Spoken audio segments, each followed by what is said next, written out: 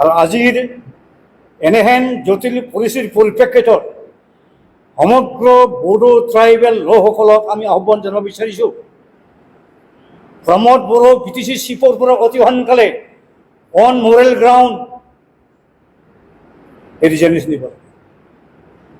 UG ব্ৰহ্ম যিজন cabinet মন্ত্ৰী, তেওঁ on Morrell ground in protest against the detrimental policy of the Election Commission of India as well as the Government of India, Government of Assam, they shall have to relinquish from their political power.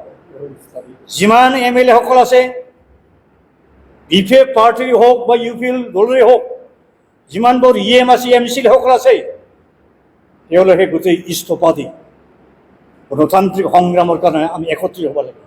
এইটো হ'ল আমাৰ আহ্বান।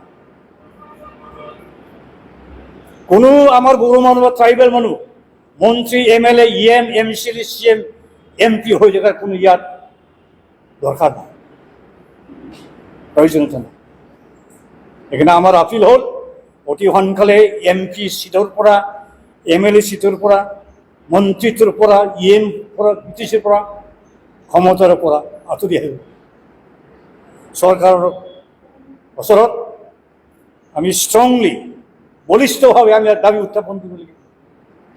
যেতিয়ালৈকে correction নহয়, তেতিয়ালৈকে আমাৰ গণতান্ত্ৰিক সংগ্ৰাম আগবাঢ়ি গৈ থাকিব।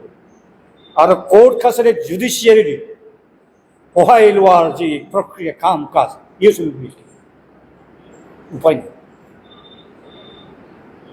এইটো এনেকুৱা কৰিলে যে এই ড্ৰাফ্ট প্ৰপ'জেলৰ জৰিয়তে যে BTCৰ যি কনষ্টিটিউচনেল যি ষ্টেটাছ আছিল, যি ষ্টেটাছ আছিল, এই ষ্টেটাছক ড্ৰেছ খুলি দি নাঙত কৰাৰ নিচিনা কৰি ট্ৰাইবেলসকলক আমাৰ যি non transferable inalienable political rights privilege আছিল, আমাক বিভস্ত কৰি দিয়ে, আমাক নাঙত কৰি দিয়ে, নেকেট কৰি দিয়ে। It is a matter of shame on the part of the government of India, on the part of the Election Commission of India, on the part of the government of India. আৰু এনেহেন চিটুৱেশ্যনে গৈ গৈ বড়োসকলক, ট্ৰাইবেলসকলক সুকীয়া বদনা ৰাজ্যৰ কাৰণে বলিষ্ঠভাৱে অহৰহ সংগ্ৰাম কৰিবৰ কাৰণে আমাক বাধ্যত পেলালে। আৰু অদূৰ ভৱিষ্যতত আমাৰ সুকীয়া বড়োলেণ্ড অঞ্চল এখন পৃথক ৰাজ্যত পৰিণত হ'বই। ই অতি অৱশ্যম্ভাৱী। আৰু ইয়াৰ কাৰণে এক নম্বৰ দোষী হ'ব বৰ্তমান অসম চৰকাৰ, বিজেপি চৰকাৰ। আৰু ইয়াৰ কাৰণে দোষী হ'ব আমাৰ ইউজি ব্ৰহ্ম ডাঙৰীয়াসকল, প্ৰমোদ বড়ো ডাঙৰীয়াসকল, যিসকল MCL, EM আছে, তেওঁলোক দোষী হ'বই। আৰু পিপুলছৰ কোৰ্টত ইহঁতৰ বিচাৰ এদিন হ'বই হ'ব।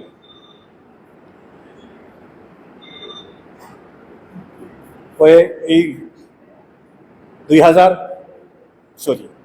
যোৱা 20 জুন তাৰিখত যে প্ৰথম ড্ৰাফ্ট প্ৰপ'জেল ওলাইছিল, ইয়াকে সন্তুষ্ট হৈ আমাৰ আপচৰ কিছুমান নেতৃবৃন্দই, UP নেতাসকলে বোম ফুটালে, কি পাৰ্টি খালে, আমিহে গমেই পোৱা নাই, ৰাইজে জানাই। আজি কি হ'ল ৰিজাল্ট? 10টা বোলে সিহঁতে ৰিজাৰ্ভ চিট বিচাৰিছিল, ক'ত হ'ল? আমি যদি একেলগে একত্ৰিতভাৱে যদি কাম কৰিলেহেঁতেন, হেঁচা দিব পাৰিলেহেঁতেন, নিশ্চয় হ'ল যথেষ্ট ইয়াতকৈ বেছি ভাল হ'লেহেঁতেন। আৰু আমাৰ যথেষ্ট সন্দেহ হৈছে, ইলেকশ্যন কমিশ্যন অফ ইণ্ডিয়াই যদি অকলেই নিজাববীয়াভাৱে, ইণ্ডিপেণ্ডেণ্টলি, স্বাধীনচিতীয়াভাৱে নিজৰ বিবেক আৰু জ্ঞানেৰে যদি কাম কৰিব পালেহেঁতেন ডেলিমিটেড কমিশ্যনৰ প্ৰক্ৰিয়া, নিশ্চয় ৰিজাল্ট কেনেকুৱা নহ'লেহেঁতেন।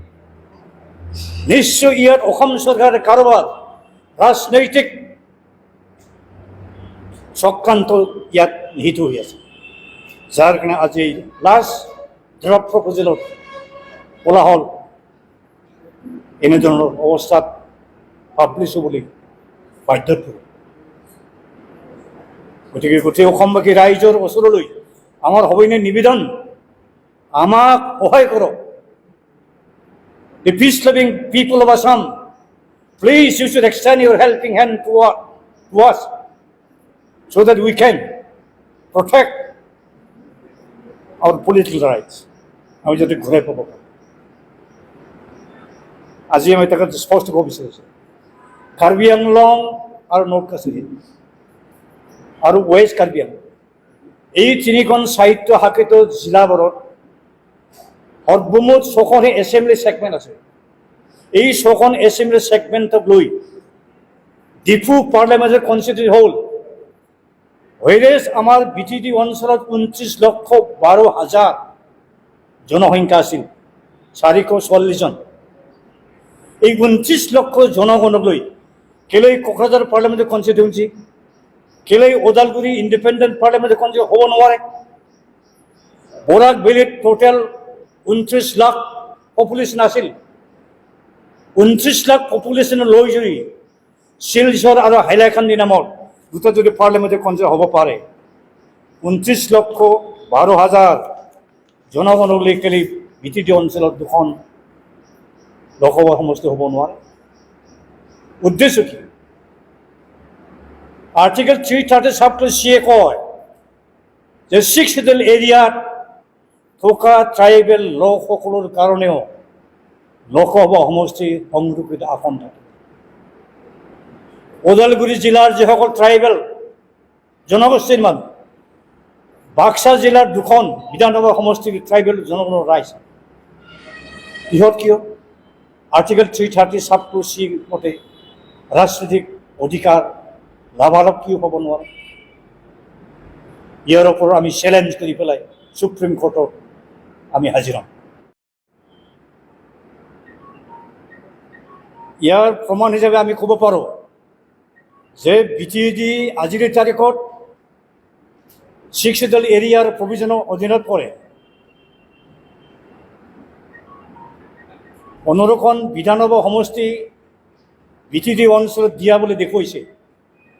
তাৰে ভিতৰত 6খন আসনহে মাত্ৰ জনজাতিসকলৰ কাৰণে সংৰক্ষিত আসন হিচাপে নটিফিকেশ্যন কৰিছে।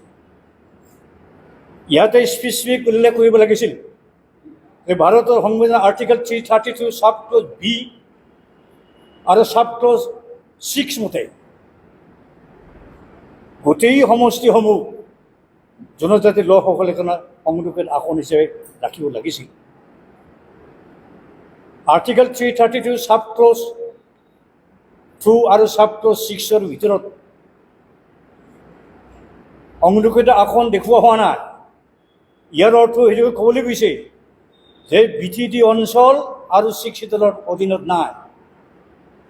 ঠিক তেনেকৈ কোকৰাঝাৰ লোকসভা সমষ্টিক জনজাতিৰ কাৰণে সংৰক্ষিত আসন হিচাপে ৰখা দেখুৱাইছে, কিন্তু ইয়াক দেখুৱাব লাগিছিল আৰ্টিকেল 337(c) মতে 6 শিডিউল এৰিয়াত থকা ট্ৰাইবেল লোকসকলৰ কাৰণেও লোকসভাৰ সমষ্টি সংৰক্ষিত আসন থাকিব লাগে। এতিয়া কোকৰাঝাৰ পাৰ্লিয়ামেণ্টাৰী কনষ্টিটিউঞ্চি 1976-ৰ যে লাষ্ট ডেলিমিটেশ্যনৰ প্ৰক্ৰিয়াৰ কাম চলিছিল, এই লাষ্ট ডেলিমিটেশ্যন কমিশ্যনে কোকৰাঝাৰক সংবিধানৰ আৰ্টিকেল 330 সাব-ক্লজ বি মতে জনজাতিসকলৰ কাৰণে সংৰক্ষিত আসন ৰখা হৈছে। ইয়াৰ ফলত কি হ'ল, 6 শিডিউলৰ বাহিৰত য'ত য'ত ট্ৰাইবেল জনগোষ্ঠীৰ লোকসকল আছে তেওঁলোকে আৰ্টিকেল 330 সাব-ক্লজ বি মতে এটা ৰিজাৰ্ভ চিট পাব লাগিছিল। যেনেকৈ যোৱাবাৰ 2007 চনত তেতিয়াৰ ইলেকশ্যন কমিশ্যনে ভুলকৈ হ'লেও কোকৰাঝাৰ পাৰ্লিয়ামেণ্টাৰী কনষ্টিটিউঞ্চিৰ সংৰক্ষিত মৰ্যাদা উঠাই লখিমপুৰ সমষ্টিক দিয়া বুলি দেখুৱাইছে। এতিয়া নন 6 শিডিউল এৰিয়াত থকা ট্ৰাইবেল মানুহখিনিৰ যে ৰাজনৈতিক অধিকাৰ, সাংবিধানিক অধিকাৰ, ইয়াক কৰিব পৰা নহ'ল জানো? সেইকাৰণে আমি আজিৰ এই পৰিস্থিতিৰ পৰিপ্ৰেক্ষিতত আমাৰ উপায় নাই। আমি আগতে স্পষ্টভাৱে কৈছিলোঁ যে অতি সোনকালে আমি সুপ্ৰিম কোৰ্টলৈ গৈ ভাৰতৰ সংবিধানৰ article 332 subclause B, subclause 6, article 330 subclause C মতে কেলৈ সমষ্টি নিৰ্ধাৰণ কৰা নহ'ল, সংবিধানৰ প্ৰয়োজন কিয় ভাইলেট কৰা হ'ল, ইয়াৰ ওপৰত জাষ্টিছ ন্যায় বিচাৰি আমি সুপ্ৰিম কোৰ্টৰ ওচৰত আমি যাবলৈ বাধ্য কৰিছোঁ।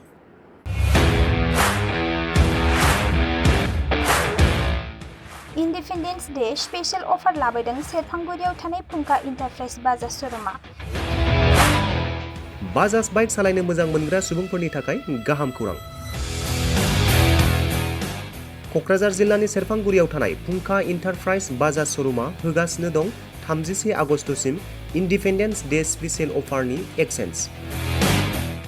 बाइक बायगिरि बिथांमोना इसेल' बिबांनि रां होग्रोनानै प्लेटिनानि मडेल, बाजाज सिटीनि मडेल आरो पालसार 125 नि गासैबो मडेलनि बाइकखौ आरसि आरो इन्सुरेन्स लाफानानै 10,999 रां बेसेनावनो ल'एस्ट डाउन पेमेन्ट होनानै बाइक लानो हागोन आरो 1,000 रां होग्रोनानै गोसोबायदि बाइकखौ आवग्रिनानै दोननो हागोन।